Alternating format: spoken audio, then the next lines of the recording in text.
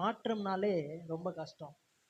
ஒரு வீடு கட்டுறது ரொம்ப கஷ்டம், ஒரு கடன் பிரச்சனை மாறுறது ரொம்ப கஷ்டம், ஒரு வாழ்க்கையில ஒரு சுகத்தை பெற்றுக்கொள்ளனாலும் ரொம்ப கஷ்டம் சொல்றாங்க. ஆனா வேதம் என்ன சொல்றதுன்னா, மாற்றம்னாலே ரொம்ப எளிதின் என்று வேதம் சொல்லுகிறது. அதனால தான் ஜாஷுவா சொல்றார், நாங்கள் எளிதாய் சுகந்தரித்து கொள்ளுவோம். பாருங்க, எல்லாருக்கும் கஷ்டமா இருக்கலாம், ஆனா கிறிஸ்தவர்களுக்கு மாற்றம் வந்து ரொம்ப ரொம்ப ஈஸி. அல்லேலூயா. அதான் நாம் பார்க்க போகிறோம். அதான் நம்ம பார்த்தோம் கடந்த செய்தியில. எப்படி ஒரு ஒரு ஆப்பிள் விதை எடுத்து நிலத்துல போடுறான், அது கஷ்டமே படல அந்த விதை. அதோடைய நேச்சர் என்னன்னா, நிலத்துல போட்டோடனே அது ஒரு பெரிய மரமாய் மாறுகிறது. அது மட்டும் இல்ல, மரத்துல இருந்து அதுல இருந்து பலன் வருகிறது.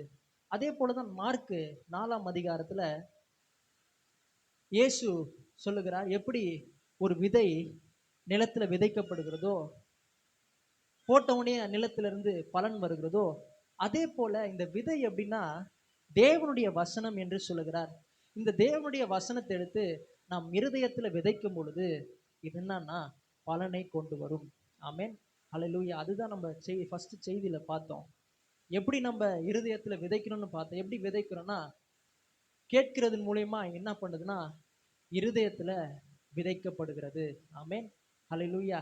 ஏன் இருதயத்துல விதைக்கணும்னு சொல்றார்? ஏன் இருதயத்துல விதைக்கணும்னா, இந்த பரலோக ராஜ்யம் இப்படிதான் வேலை செய்கிறது. ஆமென். என்றைக்கு நாம் இயேசுவை ஏற்றுக்கொண்டோமோ அன்னைக்கு நம்ம இருளின் ராஜ்யத்திலிருந்து அன்பின் குமாரனுடைய ராஜ்யத்துல தேவன் நம்மை உட்படுத்தி இருக்கிறார். அல்லேலூயா.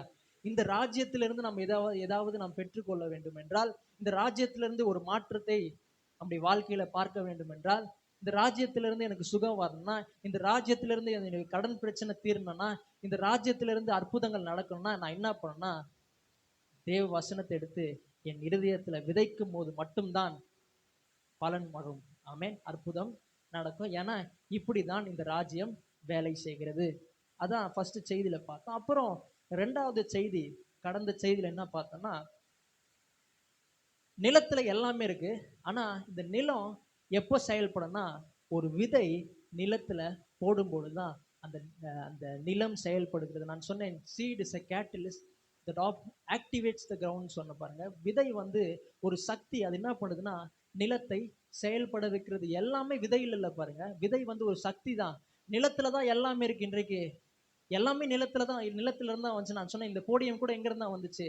நிலத்துல இருந்து. நம்ம எல்லாருமே இங்க காணப்படுகிற இந்த இயற்கை உலகத்துல இருக்கிற எல்லாமே எங்க இருந்தா வந்துச்சுன்னா நிலத்துல இருந்தா வந்துச்சு.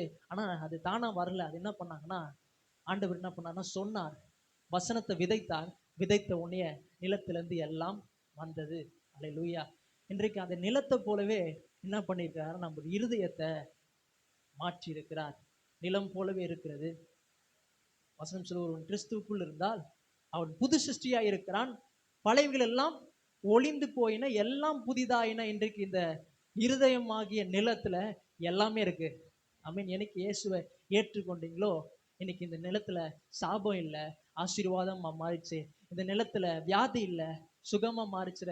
இந்த விதத்துல தரித்திரம் இல்லை, இந்த நிலத்துல எப்படின்னா ஆசீர்வாதம் வந்து விட்டது. ஆமென். ஆனா இந்த நிலம் செயல்படனா என்ன பண்ணா, தேவனுடைய வார்த்தை வசனத்தை எடுத்து உங்கள் இருதயத்துல விதைத்தால் ஒளிய இதுல இருந்து பலன் உண்டாகாது.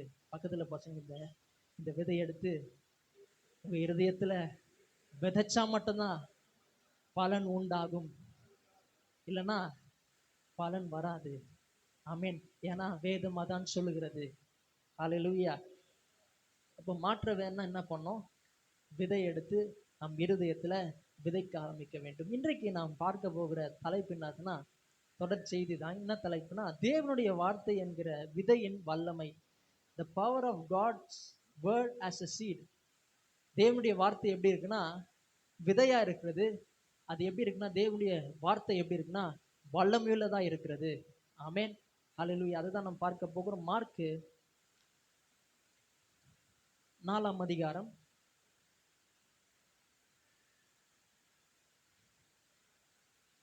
30ஆம் வசனத்தை நாம் வாசிக்கிறதுக்கு முன்பாக, நம்ம போன செய்தியை எது வரைக்கும் பார்த்தோம் அதை மட்டும் நம்ம வாசிட்டு 26லிருந்து 29 வசனத்தை நம்ம பார்த்தோம். அதை திருப்பியும் பார்த்து அதுக்கப்புறம் 30ஆம் வசனத்துக்கு போகலாம். அவர் சொல்லுகிறார், பின்னும் அவர் அவர்களை நோக்கி, தேவனுடைய ராஜ்யமானது ஒரு மனுஷன் நிலத்தில் விதையை விதைத்து, இங்க சொல்லுகிறார் தேவனுடைய ராஜ்யம் எப்படி வேலை செய்யுதுன்னா, எல்லாரும் பாக்குறீங்களா? வசனத்தை பாருங்க. தேவனுடைய ராஜ்யம் எப்படி வேலை செய்யுதுன்னா, ஒருவன் என்ன பண்றான்னா, நிலத்தில் விதையை விதைத்து, விதையை விதைக்கும் பொழுது, வசனமாகிய விதை இருதயத்துல விதைக்கும் போது அது என்ன வருதுன்னா பலனை கொண்டு வருகிறதுன்னு சொல்லுகிறார். அதுக்கப்புறம் 27வது வசனம் பாத்தீங்கன்னா, இரவில் தூங்கி பகலிலே விழித்திருக்க அவனுக்கு தெரியாத விதமாய் விதை முளைத்து பயிராகிறதுக்கு ஒப்பாய் இருக்கிறது. பாருங்க, இரவுல தூங்கி எழுச்சிக்கிறான், பகல்ல விழித்திருக்கும் பொழுது அவனுக்கு தெரியாத விதமாய் என்ன ஆகுதுன்னா பலன் வருகிறது. எல்லாமே நம்மளுக்கு தெரிய தேவையில்லை. ஆமென், ஹல்லேலூயா. நம் எல்லைக்கு உட்பட்டவர்கள். we are finite beings ன்னு சொல்றாங்க. நம்மளால இவ்வளவுதான் யோசிக்க முடியும். ஆனா தேவன் எல்லைக்கு அப்பாற்பட்டவர். அவர் வந்து இன்ஃபைனைட். அவரால் எப்படி வேணா செய்ய முடியும். ஆமென். தெரியாத விதமாய் நடக்கும். எப்போனா இந்த வசனம் சொல்லுகிறபடி நீங்கள் வசனத்தை எடுத்து இருதயத்துல விதைக்கும் பொழுது, அன்னைக்கு ஆண்டவர் அப்படிதான் பண்றாரு பாருங்க. இஸ்ரவேல் ஜனங்க எங்கிருந்து சாப்பாடு வரும் தெரியல, ஆனா தெரியாத விதமா என்ன பண்றாருன்னா காடையை கொண்டு அவர் போஷிக்கிறார். ஹல்லேலூயா. எங்க இருந்து வேணா வரும், ஆனா நீங்க என்ன பண்ணா இதை செய்யும் பொழுது, ஹல்லேலூயா. அது மட்டும் இல்ல, அவர் சொல்றார் எப்படி என்றால், நிலமானது முன்பு முளையையும் பின்பு கதிரையும் கதிரிலே நிறைந்த தானியத்தையும் பலனாக தானாய் கொடுக்கும். டக்குன்னு எல்லாம் நடக்க போறது இல்ல, ஆனா கொஞ்சம் கொஞ்சமா நடக்கும். முளை வரும், அப்புறம் கதிர் வரும், அப்புறம் கதிரிலே நிறைந்த தானியம் வரும். அதுக்கப்புறம் என்ன சொல்றாருன்னா பலனாக தானாய் கொடுக்குமா. ஆங்கிலத்தில் எப்படி வரும்னா தானா வரல, ஆட்டோமேட்டிக்கா. எப்படி நடக்கும் தெரியாது, ஆனா ஆட்டோமேட்டிக்கா கடவுள் செஞ்சுட்டே இருப்பார். எப்போனா இந்த விதை எடுத்து உங்கள் இருதயத்துல விதைக்கும் பொழுது. ஹல்லேலூயா. 29ஆம் வசனம் வரைக்கும் நம்ம பார்த்தோம். இன்னைக்கு 30ஆம் வசனத்தை நாம் வாசிக்கலாம். பின்னும் அவர் அவர்களை நோக்கி, தேவனுடைய ராஜ்யத்தை எதற்கு ஒப்பிடுவோம், அல்லது எந்த ஊமையினாலே அதை திருஷ்டாந்தப்படுத்துவோம்? இங்க சொல்லுகிறார், பின்னும் அவர் அவர்களை நோக்கி தேவனுடைய ராஜ்யத்தை எதற்கு ஒப்பிடுவோம். எதை வச்சு நான் தேவனுடைய ராஜ்யத்தை நான் காட்டுறது, எதை ஆங்கிலத்தில் பிக்சரைஸ் பண்றது, எப்படின்னா பிக்சர் போட்டு காட்டுறது தேவனுடைய ராஜ்யத்தை எதற்கு ஒப்பிடுவோம், அல்லது எந்த ஓமைனாலே அதை டிஸ்டாங்கப்படுத்துவோம், டிஸ்கிரைப் பண்ணுவோம், எப்படி எந்த ஓமைனால அதை விளக்கி சொல்றதுன்னு சொல்லுகிறார். அதுக்கப்புறம் பாத்தீங்கன்னா அவர் சொல்லுகிறார், அது ஒரு கடுகு விதைக்கு ஒப்பா இருக்கு. அது எதுக்கு ஒப்பா இருக்குன்னா கடுகு விதைக்கு ஒப்பா இருக்கிறது. கடுகு விதை பார்த்திருக்கீங்களா? ரொம்ப சின்னதா இருக்கும் பாருங்க.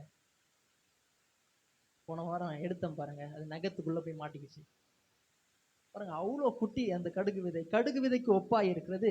அது பூமியில் விதைக்கப்படும் போது பூமியில சகல விதைகளிலும் சிறியதா இருக்கு. எல்லா விதையும் காட்டிலும் இந்த கடுகு விதை ரொம்ப சின்னது. அதுக்கப்புறம் வாசிங்க. விதைக்கப்பட்ட பின்போ அது வளர்ந்து சகல பூண்டுகளிலும் பெரிதாகி ஆகாயத்து பறவைகள் அதனுடைய நிழலின் கீழ் வந்தடையத்தக்க பெரிய கிளைகளை விடும் என்றார். பாருங்க, விதைக்கப்பட்ட பின்பு அது வளர்ந்து சகல பூண்டுகளிலும். பாருங்க, அந்த இஸ்ரேவேல்ல அக்ரிகல்ச்சர் பண்ணுவாங்க. அந்த அக்ரிகல்ச்சர் பண்ணும்போது, விவசாயம் பண்ணும்போது அதுல நெல் எல்லாம் பாத்தீங்கன்னா 4 அடி உயரத்துக்கு தான் வளருமா. ஆனா இந்த கடுகு விதை மட்டும் கிட்டத்தட்ட 12 அடி உயரத்துக்கு வளருமா. அது என்ன பண்ணுதுன்னா சகல பூண்டுகளில், எல்லா விதைகளையும் காட்டிலும் சகல பூண்டுகளின் காட்டிலும் பெரிதாகி ஆகாயத்து பறவைகள் அதனுடைய நிழலின் கீழ் வந்தடையத்தக்க பெரிய கிளைகள் விடுமா. பாருங்க, அது கிளை விடுமா. கிளை விடும் பொழுது ஆகாயத்து பறவைகள் வந்து அதோடைய நிழல்ல வந்து தஞ்சம் போகுமா. அந்த கடுகு விதை சாதாரண கடுகு விதை, ரொம்ப சின்ன கடுகு விதை, அது என்ன பண்ணுதுன்னா பெரிய அறுவடையை கொண்டு வருகிறது, பெரிய கிளைகளை விடுகிறது. என்ன சொல்ல வராருங்க? தேவனுடைய வாக்கு தத்துவம் எப்படி இருக்குன்னா ரொம்ப சின்னதா இருக்கு, சின்ன வாக்கு தத்துவம். ஆனா யாரெல்லாம் எடுத்து அதை இருதயத்துக்குள்ள போடுறாங்களோ அது என்ன ஆகும்னா பெரிதாகி, அது மட்டும் இல்ல அது பெருசாகி கிளைகளை விடுமா. ஆகாயத்து பறவைகள்லாம் வந்து அதோடைய நிழல்ல தங்குமா. ஆமென், ஹல்லேலூயா. இன்றைக்கு நான் சொல்கிறேன், இந்த சின்ன வாக்கு தத்துவத்தை உங்கள் இதயத்துல விதைக்கும் பொழுது கர்த்தர் பெரிய காரியங்கள் உங்கள் வாழ்க்கையில செய்வார். ஆமென், ஹல்லேலூயா. நம்முடைய சபையில ஒரு சாட்சி இருக்கு. ஒண்ணுமே இல்லாம வந்தாங்க. அகரம் அவங்க அடிக்கடி வண்டியில் வரும்னு சொல்லுவார். ஒண்ணுமே இல்லாம வந்தோம்ப்பா. பாருங்க, அவங்க ஒய்ஃப் வருவாங்க. ஒய்ஃப் வந்தோடனே வாக்குத்தத்தம் மட்டும் எடுத்துட்டு போயிட்டு, சின்ன வாக்குத்தத்தம் எடுத்துட்டு அவங்க போவாங்க பாருங்க. இன்னைக்கு அவர் ரொம்ப சூப்பரா இருக்காரு. ஆனா முன்னாடி அவர் எப்படி இருந்தாரு, யாருக்கும் தெரியாது பாருங்க. ஆனா சின்ன வாக்குத்தத்தை எடுத்து அவர் அவர் விசுவாசிக்க ஆரம்பிச்சார். அவங்க ஒய்ஃப் விசுவாசிக்க ஆரம்பிச்சாங்க பாருங்க. அது என்ன ஆச்சுன்னா இப்படியே விட்டாரு. அதுக்கப்புறம் பார்த்தீங்கன்னா கொஞ்ச நாள்லயே ஓலை வீட்டில் இருந்தாங்க, வீடை கட்டாங்க, பெரிதாகுச்சு. இன்னைக்கு அவங்க என்ன பண்றாங்கன்னா ஒவ்வொரு மாதமும், இந்த சர்ச்சில் யாருமே அப்படிலாம் பண்றது இல்லை பாருங்க, ஒவ்வொரு மாதம் மிஷினரி காணிக்க, கிதியோன் பைபிளுக்காக அவர்கள் காணிக்க கொடுக்கிறார்கள். ஆமென். ஒண்ணுமே எல்லாம் வந்தாங்க. ஆனா சின்ன வாக்குத்தத்தத்தை எடுத்து அவங்க விசுவாசிக்கும் பொழுது வீட்டை கட்ட ஆரம்பிச்சாங்க. பெரிய காரியங்கள் நடந்துச்சு. அது மட்டும் இல்ல, அவர்கள் மற்றவர்களுக்கும் ஆசீர்வாதமா இருக்கிறார்கள். ஆமென். ஆண்டவர் அவர்களுக்கு செய்ய முடியும்னா நான் சொல்லுகிறேன், உங்களுக்கும் அவர் செய்ய முடியும். அதனாலதான் ஆபிரகாம் சொல்லார், நீ வலதுபுறம் போனா நான் இடதுபுறம் போறேன், நீ இடதுபுறம் போனா நான் வலதுபுறம் போறேன். ஏன்னா இந்த சின்ன வாக்குத்தத்தம் எனக்குள்ள இருக்கு, இது பெரிய காரியங்களை கொண்டு வரும். ஆமென். ஹல்லேலூயா. அதுதான் என்ன பண்ணுச்சுன்னா அவனை பெரிய ஜாதியா மாத்துச்சு. அது மட்டும் இல்ல, இவன் மூலியமா அவனுடைய சந்ததி எல்லாம் ஆசீர்வதிக்கப்பட்டு, இந்த சின்ன வாக்குத்தத்தத்தை நீங்க இருதயத்துல விதைக்கும் பொழுது நான் சொல்கிறேன் அது பெரிதாகும். அது மட்டும் இல்ல, உங்கள் மூலியமாய் மற்றவர்கள் ஆசீர்வதிக்கப்படுவார்கள். ஹல்லேலூயா. எங்க அப்பா சாதாரணமா சர்ச்சில இருந்து வந்தார், வெளியே வந்தார்.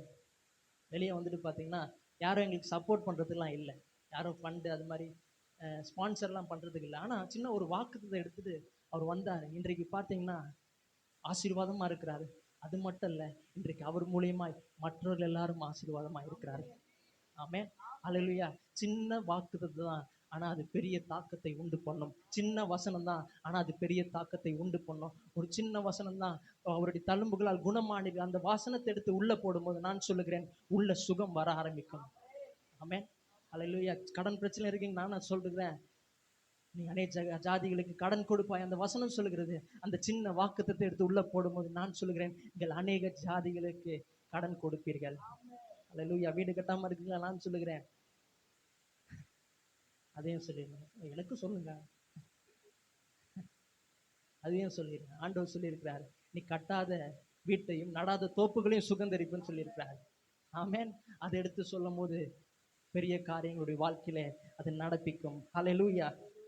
அப்போ இந்த வார்த்தையில வல்லமை இருக்கிறது. இன்னொரு காரியத்தை நாம் பார்க்க போகிறோம். மார்க் 4ஆம் அதிகாரம் 14ஆவது வசனத்தை வாசிக்கலாம்.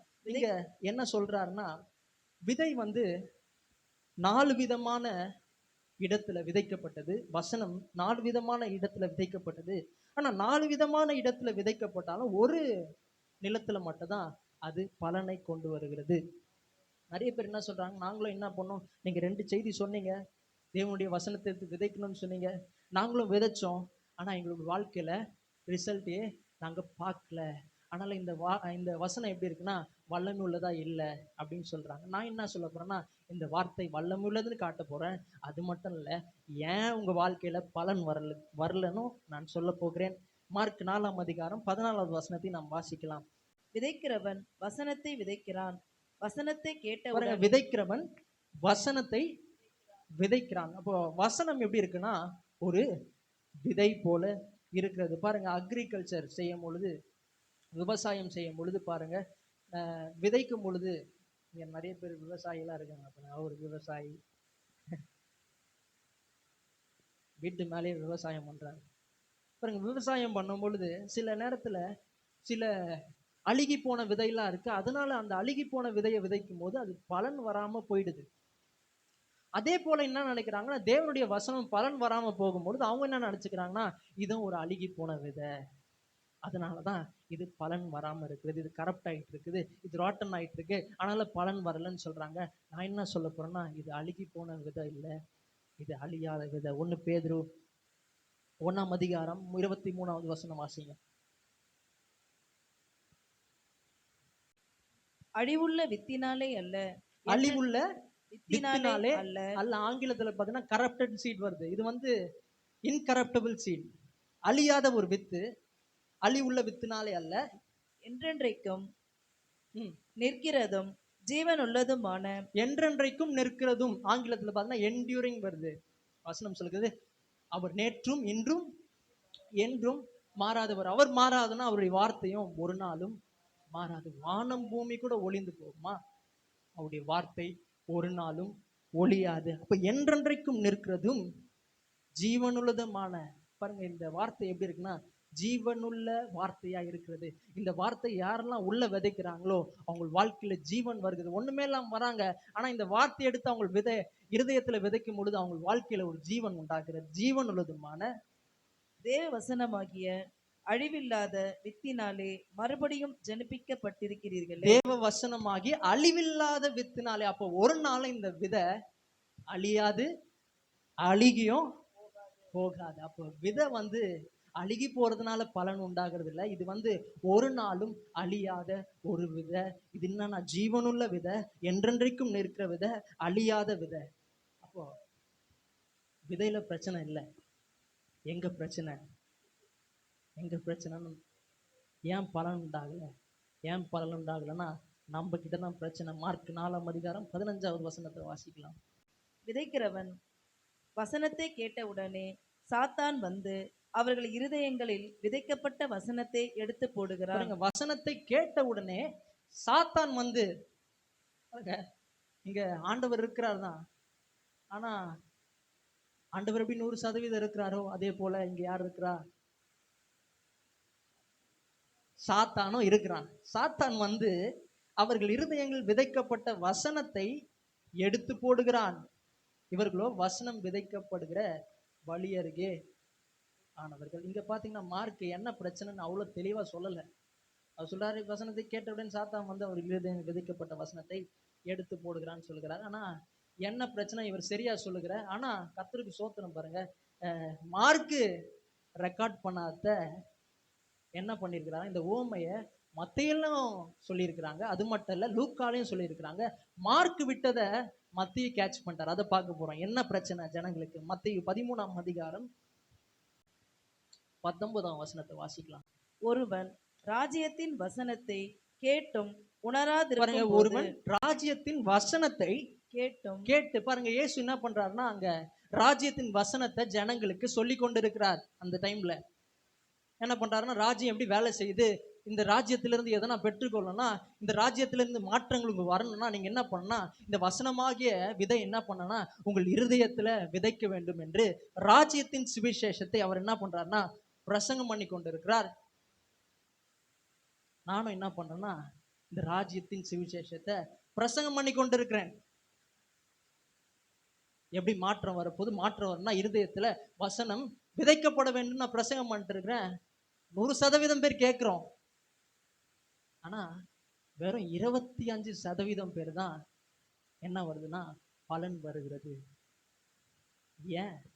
என்ன பிரச்சனை அப்படின்னு பாத்தீங்கன்னா, ஒருவன் ராஜ்யத்தின் வசனத்தை கேட்டும் உணராதிருக்கும் போது, பாருங்க ராஜ்யத்தின் வசனத்தை நான் பிரசங்கம் பண்றேன், ஆனா அவர்கள் உணராதிருக்கும் போது ஆங்கிலத்தில் எப்படி வருதுன்னா அண்டர்ஸ்டாண்டிங் வருது. அண்டர்ஸ்டாண்டிங்னா என்னதுன்னா புரிந்து கொள்ளாத பொழுது. நான் சொல்லி கொண்டிருக்கிறேன், ஆனா இவர் புரிந்துக்கவே மாட்டாங்க. என்ன புரிந்துக்க மாட்டாங்க? நான் சொல்றேன், அவங்களுடைய கவனம் எல்லாம் வேற எங்கேயோ இருக்கிறது. ஆமென், ஹல்லேலூயா. இங்க உட்காந்துட்டு போல இருப்பீங்க, பிரசன்ட்ல தான் இருப்பீங்க, ஆனா மைண்ட் லெவல் ஆப்சென்ட். அப்போ புரிந்து கொள்ளாத பொழுது என்ன ஆகலன்னா இந்த வசனம் உங்கள் இருதயத்துக்குள்ள போக முடியாது. மேலேயே இருக்குது வசனம், இந்த விதை வழி அருகே விழப்பட்டிருக்குது. சாத்தான் ஈஸியா அதை எடுத்துட்டு போகிறான். அப்ப புரிந்து கொள்ளும் போது என்ன ஆகுதுன்னா இருதயத்துல நிலத்துல வசனம் உள்ள போகிறது. ஆமென், அல்லேலூயா. ஃபர்ஸ்ட் ஜனங்களுடைய பிரச்சனை என்னன்னா வசனம் நிலத்துக்குள்ளேயே போகவே இல்லை. ஆமென், அல்லேலூயா. சார்ல்ஸ் ஸ்பர்ஜன் சொல்லுகிறார், அவர் ஒரு சிறந்த ஒரு பிரசங்கியாளர். அவர் யாரை சொல்றாங்கன்னா பிரின்ஸ் ஆஃப் பிரீச்சர்னு சொல்றாங்க. பிரசங்கியாளர்களுடைய இளவரசன் அவர் தான். அவர் என்ன சொல்றாருன்னா, it is not the word that fails but the soil on which it falls. பாருங்க, அவர் என்ன சொல்லுகிறார்னா தோல்வி அடை காரணம் கடவுளின் வார்த்தை அல்ல. பாருங்க, கடவுளுடைய வார்த்தை அழிவில்லாத வார்த்தை தான். அதனால நீங்கள் தோல்வி அடைய மாட்டீங்க. தோல்வி அடைய காரணம் கடவுளுடைய வார்த்தை அல்ல, அந்த வார்த்தை விழும் நம்முடைய மனம்தான். ஆமென், அல்லேலூயா. தோல்வி அடைய காரணம் பிரசங்கியாளர் கிடையாது, தோல்வி அடைய காரணம் பாஸ்டர் கிடையாது, தோல்வி அடைய காரணம் இந்த வசனம் கிடையாது. தோல்வி அடைய காரணம் நீங்கள் தான், உங்கள் மனம் தான். மனதுக்குள்ள போகல. இங்கே வந்திருப்போம், பெட்ரோல் செலவு பண்ணிட்டு, பைக்ல பெட்ரோல் போட்டு, பஸ்ல வந்து காசு கொடுத்து வந்திருப்போம், ஆனா இங்க வந்து நம்முடைய கவனத்தை வேற எங்கேயோ வச்சிருந்தா இதுக்கு ஒரு பிரயோஜனமும் கிடையாது. ஆமென். ஹல்லேலூயா. அப்ப தோல்வியடைய காரணம் என்னன்னா நம்முடைய மனதுதான். நாம் புரிந்து கொள்ளாத போது இந்த வசனம் உங்கள் இருதயத்துக்குள்ள போகவே போகாது. போகலாம் என்னன்னா பலனும் வரப்போகிறதே கிடையாது. ஆனால் இந்த இயேசு என்ன பண்றாருன்னா, இஸ்ரவேல் ஜனங்க பாத்தீங்கன்னா அவங்க யாருன்னா விவசாய சமூகம் பாதி பேர். அதனால அவங்களுக்கு ஏத்த மாதிரி என்ன பண்றாருன்னா ஒரு பிரசங்கம் பண்றாரு, டீச் பண்றாரு. என்ன பண்ணனா, விதைப்பா, வசனம் விதைப்பா, நிலம் வந்து என்னதுன்னா இருதயம். அவங்களுக்கு ஏத்த மாதிரி அவங்களுக்கு புரியுற மாதிரி என்ன பண்றாருன்னா பிரசங்கம் பண்ணுகிறார். ஆனாலும் சில பேர் புரியாம உக்காந்துட்டு இருக்கும்போது அவங்களுடைய வாழ்க்கையில அவங்க பலனை பார்க்க முடியவில்லை. ஆமென். அல்லேலூயா. அதனால என்ன பண்ணா சர்ச்சுக்கு வரும்போது ரொம்ப கவனமா நம்ம என்ன பண்ணா பிரசங்கத்தை கவனிக்க வேண்டும். அப்போ ஃபர்ஸ்ட் ஜனங்களுடைய பிரச்சனை என்னன்னா அவர்கள் புரிந்து கொள்ளவில்லை. உணராதிருக்கும் போது, அவர்கள் புரிந்து கொள்ளாதிருக்கும் பொழுது இந்த விதை உள்ள போகாது. இரண்டாவது ஜனங்களுடைய பிரச்சனைனா மார்க் 4ஆம் அதிகாரம் 16வது வசனத்தை வாசிக்கலாம். அப்படியே வசனத்தை கேட்டவுடனே அதை சந்தோஷத்தோடு ஏற்றுக்கொண்டும். இங்க பாத்தீங்கன்னா அப்படியே இவங்க என்ன பண்றாங்கன்னா வசனத்தை கேட்ட உடனே அதை சந்தோஷத்தோட ஏற்றுக்கொள்றாங்க. ஃபர்ஸ்ட் ஜனங்க மாதிரி இல்ல. இவங்க என்ன பண்றாங்கன்னா கேட்ட உடனே அதை புரிந்து கொள்கிறார்கள். புரிந்து கொண்ட உடனே என்ன ஆயிடுதுன்னா உள்ள போயிடுது விதை. ஆண்டவர் சொல்றாரு, உங்க அவருடைய தலைமுகளால் குணமானீர்கள் சொல்ல அநேக ஜாதிகளுக்கு கடன் கொடுப்பேன்னு சொல்றாங்க. அவங்களுக்கு என்ன பண்ணுச்சுன்னா உள்ள போயிடுச்சு. அவங்க என்ன பண்றாங்கன்னா சந்தோஷத்துடனே அதை ஏற்றுக்கொள்றாங்க. ஆண்டவருக்கு ஸ்தோத்திரம், நன்றி ஆண்டவர். என்ன பண்றாங்கன்னா அவங்க கத்துறாங்க. அல்லேலூயா. அதுக்கப்புறம் பாத்தீங்கன்னா அடுத்தது சொல்றாரு, தங்களுக்குள்ளே வேர் கொள்ளாதபடியால். அப்ப வேர் கொள்ளாதபடியால்னா என்ன ஆகுதுன்னா புரிந்து கொள்ளுகிறார்கள். சண்டே மட்டும் என்ன பண்றாங்கன்னா ரொம்ப சந்தோஷமா குதிக்கிறாங்க, நன்றி செலுத்துறாங்க. ஆனா மண்டை என்னன்னா வேர் கொள்ளவில்லை. வேர் கொள்ளதுன்னா என்னதுன்னா அவர்கள் தியானம் பண்ணவில்லை. அவங்க அதை மெடிடேட் பண்றதே கிடையாது. சண்டே நல்லா ஸ்தோத்திர ஆண்டவரே அல்லேலூயான்னு சொல்லுகிறார்கள். ஆனா மண்டே வேர்கொள்ளவில்லை. அதுக்கப்புறம் சொல்றாரு, கொஞ்ச காலம் மாத்திரம் நிலைத்திருக்கிறார்கள். பாருங்க, சிச்சுவேஷன் நல்லா இருக்கும்போது, சூழ்நிலை எல்லாம் நல்லா இருக்கும்போது என்ன பண்றாங்கன்னா கர்த்தர் மேல விசுவாசம் வைக்கிறாங்க. அதுக்கப்புறம் சொல்றாரு, வசனத்தின் நிமித்தம் உபத்திரவமும் துன்பமும் உண்டான உடனே இடரல் அடைகிறார்கள். பாருங்க, வசனத்தின் நிமித்தம் என்ன வருதுன்னா துன்பம் வருகிறது. பாருங்க, உள்ள வசனம் போனோடனே பிசாசு என்ன பண்றான்னா துன்பத்தை கொண்டு வரான். பாருங்க, உங்களுக்கு வசனம் போகாத வரைக்கும் பிசாசு உங்களை தொடவே மாட்டான். என்னைக்கு உங்களுக்குள்ள வசனம் போகிறதோ அவன் துன்பத்தையும் உபத்திரவத்தையும் அவன் கொண்டு வரான். இந்த வாரம் ஒரு பிரதர் கடைக்கு போனோம். அவர் சொன்னாரு, நாங்க ஜோமானால என்ன நடக்குதுன்னா ஒரே பிரச்சனை வருது பாஸ்டர்னு சொன்னாங்க. ஏன்னா வசனம் உள்ள போயிருக்கு. வசனம் உள்ள போனா பிசாசுக்கு நல்லா தெரியும் இது அவங்க வாழ்க்கையில பலனை கொண்டு வரன்னு தெரியும். ஆனாலும் என்ன பண்றான்னா துன்பத்தையும் உபத்திரவத்தையும் கொண்டு வருகிறான். ஆமே, பிசாசுக்கு நல்லா தெரியும் இந்த வசனத்துல இருக்கிற வல்லமை. பக்கத்துல பார்த்து உங்களுக்கு தான் தெரியாது.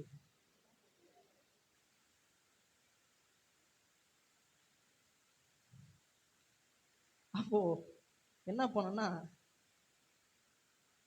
புரிந்து கொள்ளணும். அது மட்டும் இல்ல, நாம் தியானிக்க வேண்டும். யோசுவா 1:9 வாசிங்க. நான் உனக்கு கட்டளையிடவில்லையா? பலங்கொண்டு திடமனதாயிரு, திகையாதே, கலங்காதே. நீ போகும் இடமெல்லாம் உன் தேவனாகிய கர்த்தர் உன்னோடே இருக்கிறார் நீங்க என்றார். பாத்தீங்கன்னா யோசுவாவை பார்த்து சொல்லுகிறார், நான் உனக்கு கட்டளை விடவில்லையா? பலன் கொண்டு திடமானதாயிரு, திகையாதே, கலங்காதே. திகச்சு போறான், கலங்கி போறான். ஆனா ஆண்டவர் சொல்றாரு, நான் உனக்கு கட்டளை விடவில்லையா? என்ன கட்டளை விடவில்லையா? அதுக்கு முன்னாடி வசனத்தை வாசிங்க. இந்த நியாயப்பிரமாண புஸ்தகம் உன் வாயை விட்டு பிரியாதிருப்பதாக, இதில் எழுதி இருக்கிறவைகளின் படியெல்லாம் நீ செய்ய கவனமாய் இருக்கும்படி இரவும் பகலும் அதை தியானித்து கொண்டிருப்பாயாக. என்ன சொல்றாரு? திகச்சு போறான், கலங்கி போறான். ஆனா ஆண்டவர் சொல்றாரு, நான் உனக்கு கட்டளை இடவில்லையா? பிரச்சனை வரும்போது நீ என்ன பண்ணா வேர்கொள்ள வேண்டும். அவர் சொல்லுகிறார், இந்த நியாய பிரமாணத்தின் புஸ்தகம் உன் வாயை விட்டு பிரியாதிருப்பதாக, இதில் எழுதியிருக்கிறபடியெல்லாம் நீ செய்ய கவனமா இருக்கும்படி இரவும் பகலும் அதை தியானித்து கொண்டிருப்பாய். அப்படின்னு என்ன சொல்றாருன்னா, நீ என்ன பண்றன்னா வசனத்தை எடுத்து விதை எடுத்து உள்ள போட்டு அது என்ன பண்ணா வேர் விட ஆரம்பிக்க வேண்டும். தியானம் பண்றதுன்னா என்னன்னா வேர் விடுறது. நிறைய பேர் சண்டே மட்டும் தியானம் பண்றாங்க, மண்டே ஏசுவா கேட்டா தெரியாதுன்னு சொல்றது. அப்போ வேறு விட வேண்டும் பாருங்க. சண்டேல நல்லா சொல்லுவாங்க, ஆண்டவர் என் கடன் பிரச்சனை மாத்துவாருன்னு சொல்லுவாங்க. ஆனா மண்டே கடன்காரன் வரும்போது அப்படியே சோர்ந்து போயிடுவாங்க பாருங்க. ஆனா என்ன பண்ணா வேறு விட ஆரம்பிக்கணும். கடன்காரன் வந்து திட்டும் போது 4 வாரத்தை திட்டுவான், கண்டிப்பா திட்டுவான், ஏன்னா கடன் வாங்கியிருக்கீங்களே. ஆனா நீங்க என்ன பண்ணா தியானம் பண்ணணும். தியானம் பண்றதுன்னா என்னது? மெடிடேட் பண்றது. மெடிடேட் பண்றதுன்னா என்னது? மர்டர் பண்றது. மர்டர் பண்றதுன்னா என்னது? முணுமுணுக்கிறது.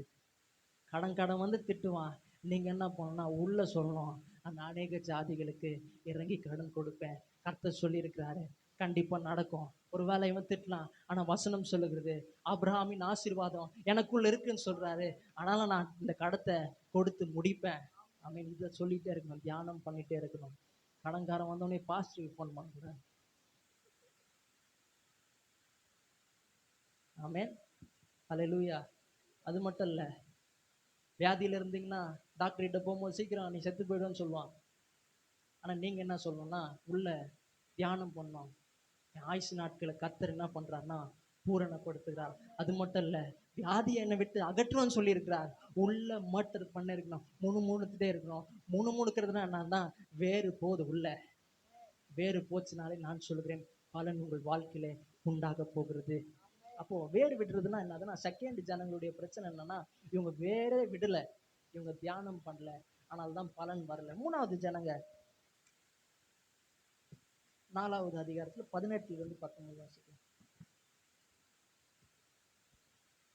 வசனத்தை கேட்டும் உலக கவலைகளும் ஐஸ்வர்யத்தின் மயக்கமும் மற்றவைகளை பற்றி உண்டாகிற இச்சைகளும் உட்பிரவேசித்து வசனத்தை நெருக்கி போட அதனால் பலனற்று போகிறார்கள். இவர்களோ இவர்களே முள்ளுள்ள முள்ளுள்ள இடங்களில் விதைக்கப்பட்டவர்கள். இப்போ பாத்தீங்கன்னா வசனத்தை கேட்டு பாருங்க, முன்னாடி என்ன பண்ணனா ஃபர்ஸ்ட் உணரல, அதுக்கப்புறம் தியானம் பண்ணல. ஆனா இந்த மூணாவது ஜனங்க என்ன பண்ணிட்டாங்கன்னா உணர்ந்துட்டாங்க, புரிந்து கொண்டாங்க. இப்போ என்ன ஆயிடுச்சுன்னா விதை உள்ள போயிடுச்சு. அது மட்டும் இல்லை, இவங்க தியானம் பண்ணவும் ஆரம்பிச்சிட்டாங்க, வேறும் என்ன ஆயிடுச்சுன்னா விட ஆரம்பிச்சிச்சு. அது மட்டும் இல்ல, பலன் வரப்போகுது, வர ஸ்டேஜ்ல இருக்கு. ஆனா இவங்க என்ன பண்றாங்கன்னா வசனத்தை கேட்டும் உலக கவலை. உலக கவலைன்னா என்னன்னா கவலைப்பட்டுட்டே இருக்கிறது. நல்லா அற்புதம் நடக்கிற நேரத்துல கவலைப்பட்டே இருப்பாங்க. ஏங்க சிஸ்டர் சர்ச்சுக்கு வரலன்னு கேட்டா, கவலை பிரதர், அதனால தான் சர்ச்சுக்கு வரல. இது வரைக்கும் கர்த்தரை நம்பினாங்க, ஆனா வேறு அற்புதம் நடக்கும்போது பலன் வரும்போது என்ன பண்ணுவாங்கன்னா கவலையில போய் உட்காந்துருவாங்க, தேவனிடத்துல இருந்து கவனத்தை எடுத்துருவாங்க பாருங்க. அதுக்கப்புறம் சொல்றாரு ஐஸ்வர்யத்தின் மயக்கம். ஐஸ்வர்யத்தின் மயக்கம்னா என்னதுன்னா நல்ல பலன் வரப்போகிறது, இது வரைக்கும் நடக்கலையே, நான் என்ன பண்றேன்னா இது வரைக்கும் சிங்கிள் ஷிஃப்ட் தான் பார்த்துருப்பாங்க, ஆனா இப்போ என்ன பண்ணுவாங்கன்னா டபுள் ஷிஃப்ட் பார்க்க ஆரம்பிச்சிருவாங்க. சண்டேல கூட ஓட்டி பண்ண ஆரம்பிச்சிருவாங்க. பாஸ்டர் கேட்பாரு, ஏன் சிஸ்டர் வரல அப்படின்னு கேட்கும்போது, இல்லை பிரதர் ஓட்டி பார்த்தேன், இதெல்லாம் என்னன்னா முள்ளு. முள் என்ன பண்ண போகுதுன்னா எல்லாவற்றையும் உங்களுக்கு வரப்போகிற ஆசீர்வாதத்தை நெருக்கி போட பார்க்கிறது. அதுக்கப்புறம் சொல்றாரு மற்றவைகளை பற்றி உண்டாகிற இச்சைகள். இச்சை நினைச்சாலே நீங்க என்ன நினைச்சு கூடாதுன்னா ஏதோ பாவம் நினைச்சு கூடாது. இச்சை நினைச்சாலே, இச்சைனால என்னதுன்னா அதிகமா நேசிக்கிறது, ஒன்னு அதிகமா நேசிக்கிறது, அதான் இச்சை. என்ன பண்ணுவாங்கன்னா பலன் வர நேரத்துல என்ன பண்ணுவாங்கன்னா கடவுளை விட்டு மற்ற காரியங்களை என்ன பண்ணுவாங்கன்னா அதிகமா நேசிக்க ஆரம்பிச்சிருவாங்க. சபையை கூட கட் பண்ணுவாங்க பாருங்க. அப்படின்னா என்ன ஆகுதுன்னா முள்ளு வந்து நெருக்க பார்க்கிறதுன்னு அர்த்தம், உன்னுடைய பலன்களை சுகந்தரிக்க விடாமல் தடுக்கிறதுன்னு அர்த்தம். ஆமென், அல்லேலூயா. வசனத்தை நெருக்கி போட அதனாலே பலனற்று போகிறார்கள், இவர்களே முள்ளுள்ள இடங்களில் விதைக்கப்பட்டவர்கள். அப்போ ஃபர்ஸ்ட் ஜனங்களுடைய பிரச்சனை என்னன்னா அவர்கள் புரிந்து கொள்ள. ரெண்டாவது ஜனங்களுடைய பிரச்சனை என்னன்னா அவர்கள் தியானம் பண்ணல. மூணாவது ஜனங்களுடைய பிரச்சனை என்னன்னா கடவுள் மேல இருக்கிற கவனத்தை பிசாசு என்ன பண்றான்னா எடுத்துட்டான். வர நேரத்துல என்ன பண்றான்னா பிசாசு கவனத்தை எடுத்து விடுகிறான். நான் தான் சொல்றேன், பிசாசுக்கு இடம் கூடாதீங்க. அவன் பக்கத்துல பசங்க பிசாசுக்கு இடத்த கொடுக்காதீங்க, உங்களை ஒண்ணும் இல்லாம ஆக்கிடுவான். தேவனுக்கு இடத்த கொடுங்க, தேவனுடைய வசனத்துக்கு இடத்த கொடுங்க, பெரிய காரியங்கள் உங்கள் வாழ்க்கையில நடக்கும். அல்லேலூயா. 4வது ஜனங்க பாத்தீங்கன்னா மார்க் 4ஆம் அதிகாரம் 20ஆம் வசனம் வாசிக்கலாம். வசனத்தை கேட்டு ஏற்றுக்கொண்டு ஒன்று 30, ஒன்று 60, ஒன்று 100 பலன் கொடுக்கிறார்கள். இவர்களே நல்ல நிலத்தில் விதைக்கப்பட்டவர்கள் என்றார். இவங்க என்ன பண்ணாங்கன்னா வசனத்தை கேட்டு அதை புரிந்து கொண்டாங்க. அது மட்டும் இல்ல, அவர்கள் ஒவ்வொரு நாளும் தியானம் பண்ண ஆரம்பிச்சாங்க, வேறு விட ஆரம்பிச்சாங்க. அது மட்டும் இல்ல, கடவுள் மேலேயே ஃபோக்கஸ் பண்ண ஆரம்பிச்சாங்க. ஃபோக்கஸ் பண்ணதுனால என்ன ஆகுதுன்னா, ஒன்று 30, ஒன்று 60, ஒன்று 100 பலன் கொடுத்தது. அப்போ தேவனுடைய வார்த்தையில பிரச்சனை இல்லை, யார்கிட்ட தான் பிரச்சனைனா என்கிட்ட தான் பிரச்சனை. ஆமென் சொல்லுங்க. Focus, sorry, understanding, meditate, focus. பக்கத்தில் பார்த்து சொல்லுங்க, அண்டர்ஸ்டாண்ட், மெடிடேட், ஃபோக்கஸ். புரிந்து கொள்ளுங்க, தியானம் பண்ணுங்க, கவனம் வைங்க. நான் சொல்கிறேன், பலன் நிச்சயமாய் வரும். அல்லேலூயா. சரி, மெசேஜ் முடிக்கல, இருங்க, அடுத்தது போலாம். நம்ம என்ன பார்த்து கொண்டிருக்கோம்னா, என்ன பார்த்து கொண்டிருக்கிறோம்? தலை பின்னாது தேவ வார்த்தை என்கிற விதையின் வல்லமின் பார்த்து கொண்டிருக்கிறோம். இதுல இன்னொரு காரியத்தை நாம் பார்க்க போறோம். வார்த்தை என்ன பண்ணுதுன்னா தேவனையே குறிக்குது. பாருங்க, வார்த்தை தேவனை குறிக்கிறது. யோவான் 1ஆம் அதிகாரம் 1வது வசனத்தை வாசிக்கலாம். ஆதியிலே வார்த்தை இருந்தது, அந்த வார்த்தை தேவனிடத்தில் இருந்தது, அந்த வார்த்தை தேவனாய் இருந்தது. பாருங்க, ஆதியில என்ன இருந்துச்சுன்னா வார்த்தை இருந்தது. ஆதியில யார் இருந்தா? தேவன் இருந்தார். அதான் சொல்றாரு, ஆதியிலே வார்த்தை இருந்தது, அந்த வார்த்தை தேவனிடத்தில் இருந்தது, அந்த வார்த்தை. அப்ப வார்த்தை யாரு? தேவன். இன்னொரு வசனம் சொல்லுது, மத்தேயு 19ஆம் அதிகாரம் 26வது வசனத்தை வாசிக்கலாம். இயேசு அவர்களை பார்த்து, மனுஷரால் இது கூடாததுதான், தேவனாலே எல்லாம் கூடும். அப்போ மனுஷரால் இது கூடாதுதான், தேவனாலே எல்லாம் கூடும்னா தேவனா இருக்கிற வார்த்தையினாலும் எல்லாம் கூடும். ஆமே, அல்லேலூயா. தேவனால எல்லாம் கூடும்னா இந்த வார்த்தையினாலும் எல்லாம் கூடும். இது வல்லமையுள்ள வார்த்தை.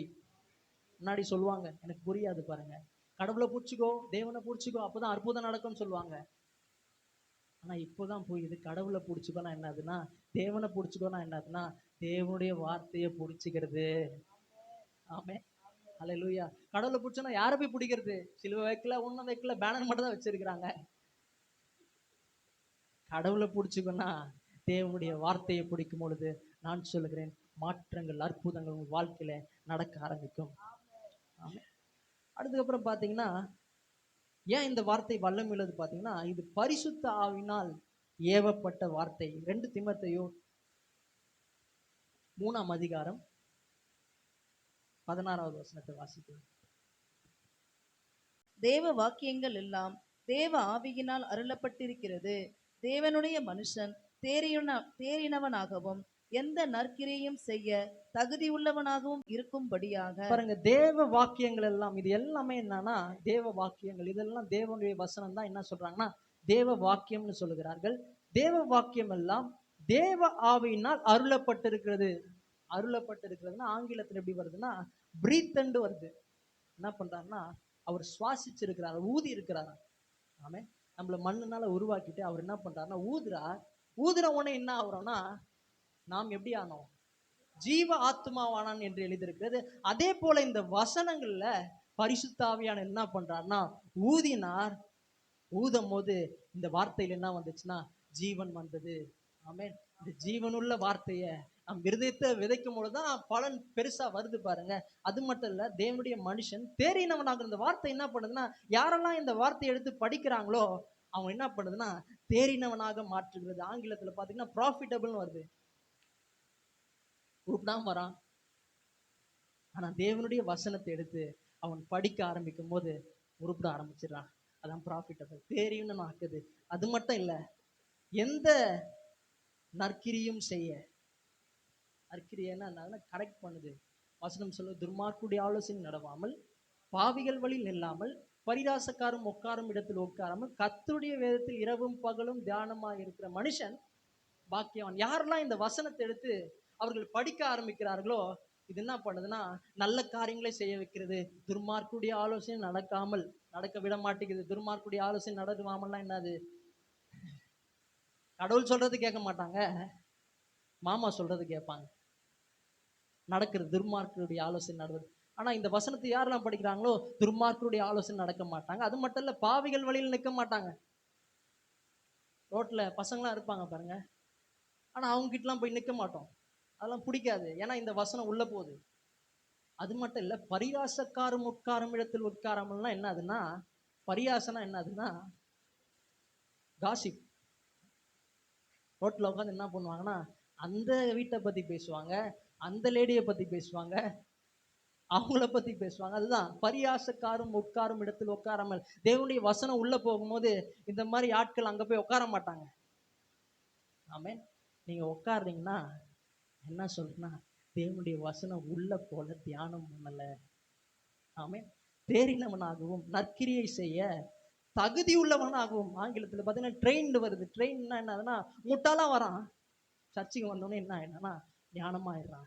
வீட்டை கவனிக்கவே மாட்டான், ஆனா சர்ச்சுக்கு வந்தோடனே என்ன ஆகிறானா குடும்பத்தை கவனிக்க ஆரம்பிக்கிறான். இந்த வசனம் என்ன படுதுன்னா ஞானமானாய் இந்த வசனம் மாற்றுகிறது. ஆமென்.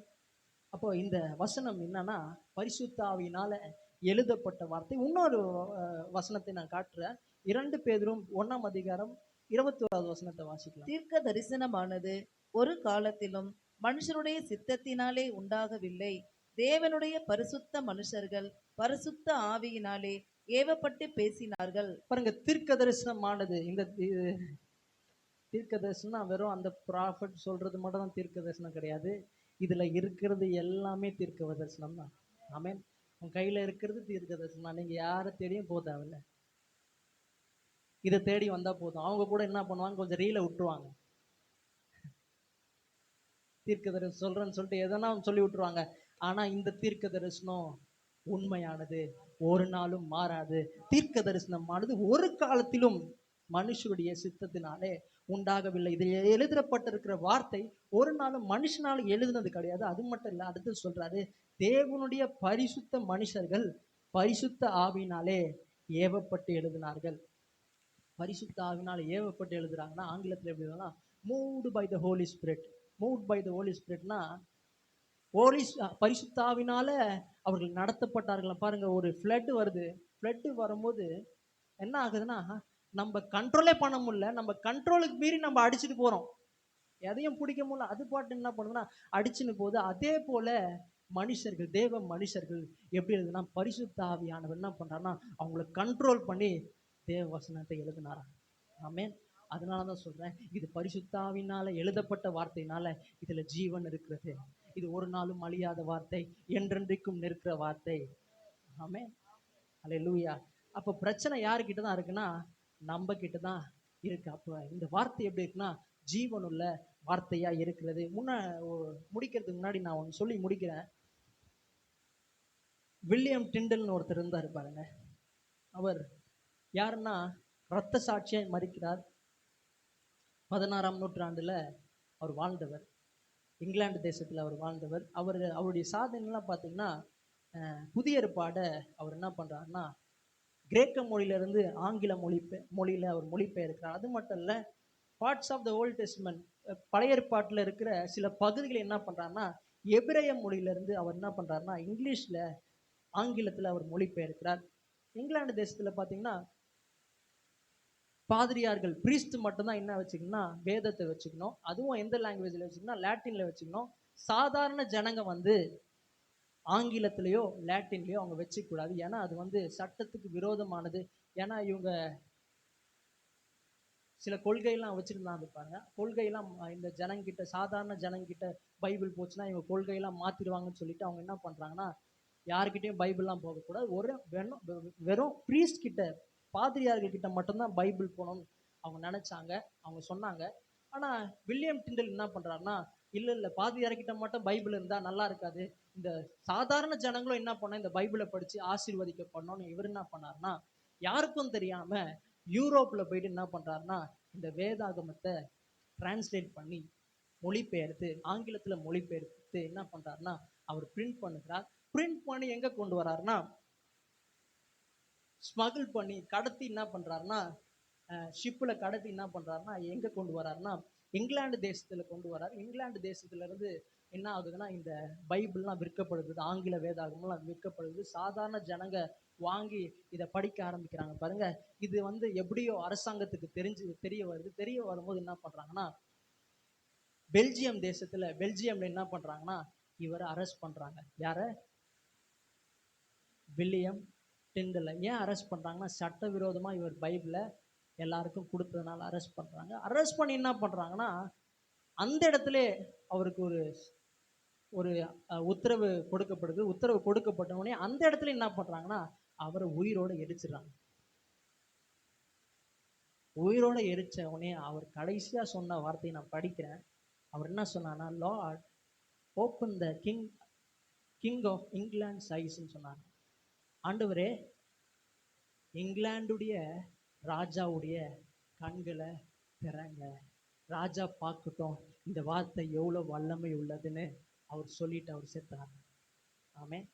அவருடைய இன்ஸ்பிரேஷன்ல தான் என்ன பண்றாருன்னா வில்லியம் கேரி இந்தியா தேசத்துக்கு வந்தார்.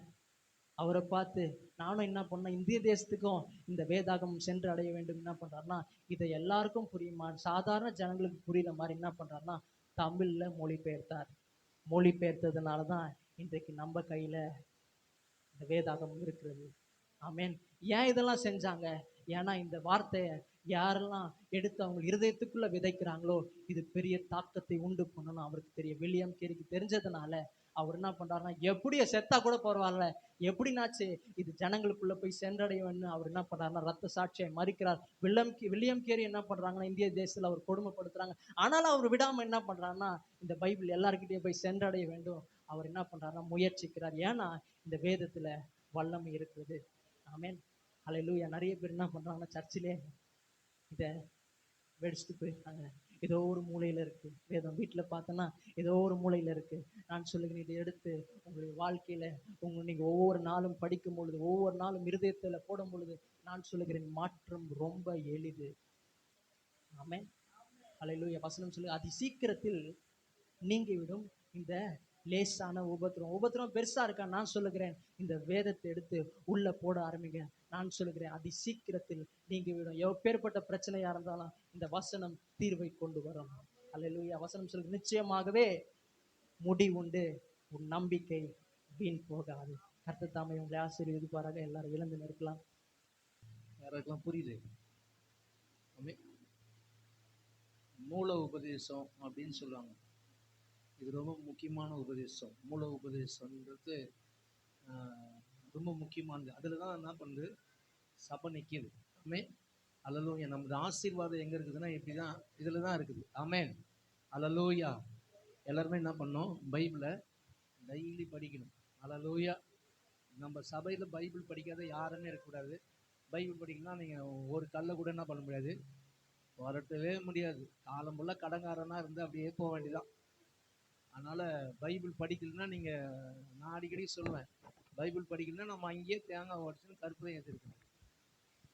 அதனால் பைபிள் தயவு சைடு படித்தாதான் நம்ம மேலே வர முடியும். ஆமென். அல்லேலூயா. அல்லேலூயா. பக்கத்தில் தான் நீங்கள் எந்த கேட்டகரி ஜனங்க? தியானம் பண்ணுறீங்களா? புரிஞ்சுக்கிறீங்களா? அவரையே ஃபோக்கஸ் பண்ணுறீங்களா? நீங்கள் எங்கே இருக்கிறீங்க? ஃபோக்கஸ் பண்ணுறீங்களா? புரிஞ்சுக்கிறீங்களா? அப்புறம் தியானம் பண்ணுறீங்களா? இன்னைக்கு இது மூணையும் செய்யும். ஆமே. உங்களோட கர்த்தர் நல்ல நிலமா மாற்றுவார். இந்த வசனத்தில் வல்லமை இருக்குது. ஆமே. எல்லார கண்களை மூடுவோம், தேவனை நோக்கி பார்ப்போம். எல்லார கண்களை மூடி அல்லேலூயா. உம்மை உயர்த்துகிறோம் ஆண்டவரே, உம்மை துதிக்கிறோம் ஆண்டவரே. ஆண்டவரே, நாங்கள் பாடினது போல ஆண்டவரே உங்கள் வசனம் தான் எங்களை பசி ஆற்றும். ஆண்டவரே உங்கள் வசனம் தான் எங்களை பசி ஆற்றும். வசனத்துக்கிட்ட போனதான் ஆண்டவரே எங்களுடைய எல்லா பசியும் மாறும். ஆண்டவரே உங்கள் வசனத்தை எந்த அளவுக்கு நாங்கள் தியானம் பண்ணுறோமோ, எந்த அளவுக்கு அந்த வசனத்தை நாங்கள் புரிந்து கொள்கிறோமோ, எந்த அளவுக்கு ஆண்டவரே இந்த வசனத்தை நாங்கள் ஆண்டவரே அதையே பார்த்து இருக்கிறோமோ, எங்க வாழ்க்கையில ஆண்டவரே எந்த பிரச்சனை இருந்தாலும் ஆண்டவரே இன்னைக்கு சொன்னது போலவே அது ரொம்ப லேஸ் ஆண்டவர். அது பெரிய உபத்திரம் தான் ஆண்டவரே, உலகத்துக்கு அது பெருசுதான், ஆனா கிறிஸ்தவங்களுக்கு அது ரொம்ப லேசு. இன்னைக்கு ஆண்டவரே இந்த வார்த்தை எங்களுக்குள்ள போகட்டும் ஆண்டவரே. எல்லாரும் கரங்களை உயர்த்தி ஆண்டவரே இந்த நாள்ல இருந்து ஆண்டவரே உங்க வார்த்தைய ஆண்டவரே நாங்க புரிந்து கொள்ளும்படியாய் எங்களுக்கு உதவி செய்யுங்கப்பா ஆண்டவரே. அந்த வார்த்தையை நாங்க புரிந்து கொண்டது மட்டும் இல்ல, அதை ஒவ்வொரு நிமிஷமும் நாங்க தியானம் பண்ணமே ஆண்டவரே. எங்களுக்கு அந்த கிருபையை கொடுங்க ஆண்டவரே. ஆண்டவரே அந்த தியானம் பண்றதுக்கு மட்டும் நெருக்கம் வரும்போது விட்டுட்டு ஓடுறது இல்லை ஆண்டவரே. ஆண்டவரே நெருக்கம் வரும்போது அந்த அந்த வர வார்த்தை மேலே கவனம், அந்த வார்த்தை மேலே எங்க கண் இருக்கும்படியா எங்கள் கிருபை பாராட்டுங்க, எங்களுக்கு உதவி செய்யுங்கப்பா. அது மட்டும் இல்ல ஆண்டவரே, ஆண்டவரே இந்த வசனத்தை புரிஞ்சு கொண்டவங்களாம் இந்த வசனத்துக்காக உயிரே கொடுத்தாங்கப்பா ஆண்டவரே. இந்த வசனம் ஆண்டவரே பெரிய தாக்கத்தை உண்டு பண்ண ஆண்டவரே. ஆண்டவரே ஒரு ஒண்ணுமே இல்லாத இருக்கிறன தூக்கி நிறுத்துது இந்த வசனம் ஆண்டவரே. அப்பா இன்னைக்கு நாங்க ஒண்ணுமே இல்லாத இருந்தாலும் ஆண்டவரே இந்த வசனத்து மேல நாங்க ஆண்டவர் கவனத்தை வைக்கும் போது, இந்த வசனத்தை நீங்க தியானம் பண்ணும் போது ஆண்டவர், இந்த வசனத்தை நாங்க புரிந்து கொள்ளும் போது ஆண்டவர், நாங்க பொழுதுல இருக்க மாட்டோம்ப்பா ஆண்டவரே. எங்களை தூக்கி மேல நிறுத்துற வசனம் ஆண்டவர் இது. எனவே இந்த வசனத்தை நாங்க ஒவ்வொரு நாளும் ஆண்டவரே, இந்த வசனத்தை நாங்க கண்ணை விட்டு எடுக்காதபடிக்கு ஆண்டவரே இந்த வசனத்தின் மேல எங்க கண்ணுங்களை வைக்கிறதுக்கு உதவி செய்யுங்க. யாரெல்லாம் கேட்குறீங்க ஆண்டவரே எனக்கு இந்த கிருபையை கொடுங்கன்னு சொல்லி யாரெல்லாம் கேட்குறீங்களோ உங்களுக்காக நான் ஜெபம் பண்றேன் ஆண்டவரே. என்னை உயர்த்துக்கிறோம் ஆண்டவரே. இன்னைக்கு ஆண்டவரே இந்த சபைக்கு வரலாம் ஆண்டவரே. இன்னைக்கு இந்த வசனத்தை ஆண்டவரே என்னால புரிந்து கொள்ள முடியல, இந்த வசனத்தின் மேல நான் கவனத்தை திருப்ப முடியல, இந்த வசனத்தை ஒவ்வொரு நாளும் தியானம் பண்ண முடியலன்னு சொல்லி யாரெல்லாம் அங்கலாய்க்கிறாங்களோ அவங்களுக்காக நான் ஜெபிக்கிறேன். ஒவ்வொருத்தருக்கும் அந்த கிருபையை கொடுங்க, புரிந்து கொள்ற கிருபையை கொடுங்க ஆண்டவரை. ஒவ்வொருத்தருக்கும் ஆண்டவரை அந்த வசனத்தின் மேல கவனத்தை செலுத்துற கிருபையை கொடுங்கப்பா ஆண்டவரை. ஒவ்வொருத்தருக்கும் ஒவ்வொரு நாளும் அந்த வசனத்தை தியானம் பண்ற கிருபையை கொடுங்கப்பா. இவங்க வாழ்க்கை தரம் உயர்த்துறது ஆண்டவரை பணம் இல்ல ஆண்டவரை, வசனம் தான்ப்பா. வசனத்தை இவங்க ஆண்டவரை போக்கஸ் பண்ணிட்டாங்கன்னா பணம் பின்னாடி வரும் ஆண்டவரே. ஆண்டவரே இந்த நாட்கள்ல ஆண்டவரே இந்த 3 காரியத்துல இவங்க உண்மையா இருக்கும் போது ஆண்டவரே இந்த வசனம் இவங்க தலையெழுத்தே மாற்ற போறதுக்காக நன்றி செலுத்துகிறோம் ஆண்டவரை. செய்து கொடுத்த மகனுக்காக நாங்க செபிக்கிறோம். ஆயிரங்களுக்கு லட்சங்களுக்கு மகனை எடுத்து பயன்படுத்தும்படியா நாங்க செபிக்கிறோம். மகனை நாங்க ஆசீர்வதிக்கிறோம், கிருபையினால மூடிக்கொள்ளுங்க. வந்த ஒவ்வொருத்தரையும் ஆசீர்வதிக்கிறோம், உங்க ரத்தத்துக்குள்ள மறைக்கிறோம். இயேசு கிறிஸ்துவின் நல்ல நாமத்தில் செபிக்கிறோம் எங்கள் ஜீவனுள்ள நல்ல பிதாவே, ஆமென். எல்லாரும் சேர்ந்து சொல்லு, என் ஆத்துமாவே கர்த்தரை ஸ்தோத்திரி, என் ஆத்துமாவே கர்த்தரை ஸ்தோத்திரி, கர்த்தர் செய்த சகல உபகாரங்களை மறவாதே. ஆமென். இப்பொழுதும் கர்த்தராகிய இயேசு கிறிஸ்துவின் கிருபையும் பிதாவாகிய தேவனுடைய அன்பும் பரிசுத்த ஆவியானுடைய ஐக்கியமும் என்றும் என்றும் சதா காலங்களில் நம்ம அனைவரோடு இருப்பதாக.